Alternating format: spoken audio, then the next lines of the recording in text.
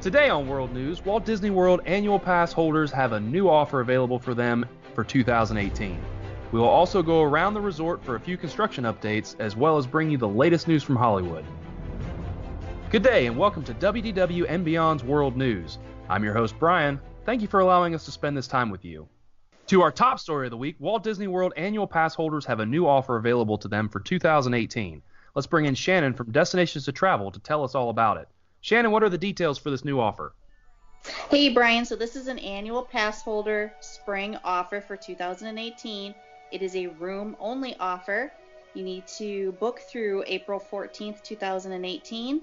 Eligibility: pass holder must present a valid Walt Disney World annual pass at check-in. It is valid for stays most nights from January 1 through April 14th, 2018. Length of stay requirements: must be a minimum of 1 night, maximum of 14 nights. The number of rooms allocated for this offer are limited, so time is of the essence, of course, with all Disney promotions. Additional per adult charges may apply if there are more than 2 adults per room at Disney Value, Moderate, and Deluxe resorts. Advanced reservations are required. Length of stay requirements may apply, cannot be combined with any other discount or promotion. Offer excludes the following room types: campsites, 3-bedroom villas, cabins at Copper Creek Villa, and cabins at Disney's Wilderness Lodge, Disney's Art of Animation, the Little Mermaid standard rooms, and bungalows at Disney's Polynesian Villas and Bungalows. So every other hotel, and I could name them all, but I'm not going to do that and bore you.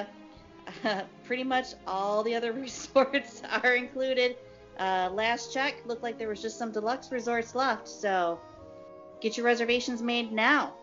Contact your Destinations to Travel agent today. Shannon, thank you very much for that update. Now we're going to go over to Mike, who's on location somewhere at Walt Disney World with a few construction updates. Mike, what's been going on this past week? Well, we got lots of things going on here, Brian. First off is an update on the Coronado Springs construction.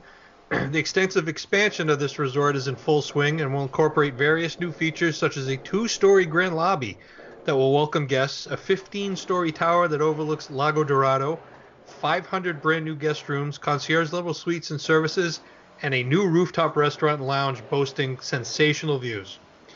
Each of the resort's existing rooms are also being fully reimagined with new features and amenities that will surely appeal to all business travelers, including new desk space, a beverage station, and much more. When complete, guests will be able to conveniently connect to other areas of the resort via a series of bridges and walkways that pass through an island oasis. Also making its debut soon is the long-awaited Choza de Margarita, the new outdoor bar that's been under construction just outside the pyramid at the Mexico Pavilion in Epcot. The new walk-up location will be serving authentic Mexican beverages and street food. According to the Disney Tourist blog, the beverage menu includes 3 handcrafted margaritas, which are the Acan Grapefruit, the Lime Cucumber made with Avion Blanco tequila, fresh cucumber, orange liqueur, lime juice, and agave nectar, and the Guava Pink Peppercorn with Zignum Mezcal Reposado, guava nectar, grapefruit juice, lime juice, bitters, and pink peppercorns. The bar will also be offering frozen margaritas, 3 different types of Mexican beers, and a non-alcoholic Mexican fruit punch made with orange, pineapple, and grapefruit juices with a splash of grenadine.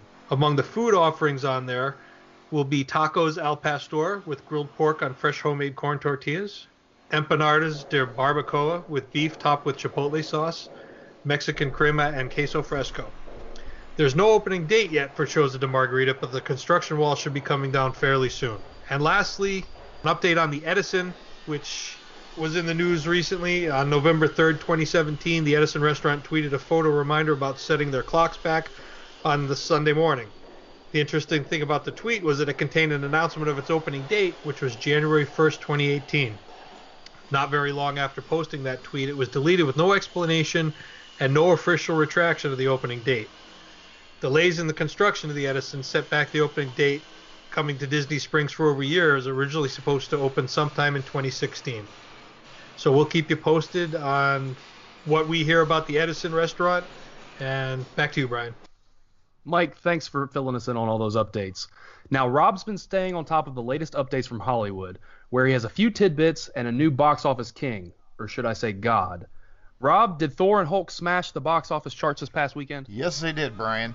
Thor Ragnarok won over moviegoers this weekend, raking in $121 million to give Walt Disney Company and Marvel Studios one of the year's best box office debuts. The third Thor film brought a jolt of life back into Hollywood after a lackluster October left theater owners with dismal ticket sales. The latest installment in the superhero saga also beat out its predecessors, earning almost double that of Thor, which debuted at $65.7 million in 2011, and topping 2013's Thor: The Dark World, which opened to only $85.7 million. The third film, starring Chris Hemsworth as the God of Thunder Thor and Cate Blanchett as Hela, the Goddess of Death, has made $427 million worldwide in just 10 days. I know Brian's already seen it and Mike's already seen it. I'm hoping to see it soon, and we'll have a review coming up soon. In other news, we got 2 Disney Park holiday specials coming to ABC this season. Disney will continue their tradition of holiday television specials by airing 2 separate events this year on ABC. The first will be the Wonderful World of Disney Magic Holiday Celebration, and that will air on November 30th from 9 p.m. to 11 p.m. Eastern. And then the second one will be a television special titled Disney's Parks Magical Christmas Celebration, which will air on Christmas Day from 10 a.m. to noon.